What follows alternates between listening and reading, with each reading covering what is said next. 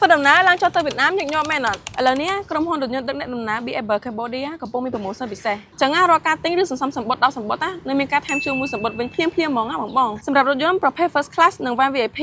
គឺថាចំណេញតែម្ដងបងចឹងសម្រាប់បងដែលមានតម្រូវការធ្វើដំណើរពីកម្ពុជាទៅវៀតណាមឬក៏ពីវៀតណាមមកកម្ពុជាអីដល់គ្រាន់តែធ្វើដំណើរជាមួយនឹងក្រុមហ៊ុនរថយន្តដឹកអ្នកដំណើរ BF Bus យើងដែលរថយន្តពីខាងយើងគឺថាមានផាសុកភាពសុវត្ថិភាពនិងមានទំនុកចិត្តតែម្ដងសមស្របសម្រាប់បងដែលមានតម្រូវការធ្វើដំណើរជាញឹកញាប់ដែលមកសាកជាមួយនឹងកៅអី First Class ធំទូលាយដែលមានបំពាក់ជាមួយនឹងប្រព័ន្ធម៉ាស្សាទៀតផងហើយក៏មានបន្ទប់ទឹកនៅក្នុងរថយន្តផងដែរបងហើយអ្វីដែលកាន់តែពិសេសពីខាងយើងគឺមានផ្ដល់ជូនអាហារមួយពេលនិងអាហារសម្រន់ក៏មានជាប្រភេទភេសជ្ជៈទឹកតែទឹកសុទ្ធនិងកាហ្វេថែមជូនទៀតដែរបងដែលងាយស្រួលសមស្របសម្រាប់អ្នកធ្វើដំណើរផ្លូវឆ្ងាយខ្លាំងមែនតើដោយបងគ្រាន់តែមានប៉ាសពតគឺអាចធ្វើដំណើរទៅកាន់ប្រទេសវៀតណាមបានយ៉ាងងាយស្រួលតែម្ដងពីខាងក្រុមហ៊ុនរថយន្តដឹកអ្នកដំណើរ BS Bus យើងខ្ញុំចឹងកុំឲ្យអាការនេះកន្លងផុតទៅទីសបត់ឥឡូវនេះដែលមានទីតាំងយើងផ្ទាល់ស្ថិតនៅមុំផ្ទះ3ផ្សារកណ្ដាលរាជធានីភ្នំពេញ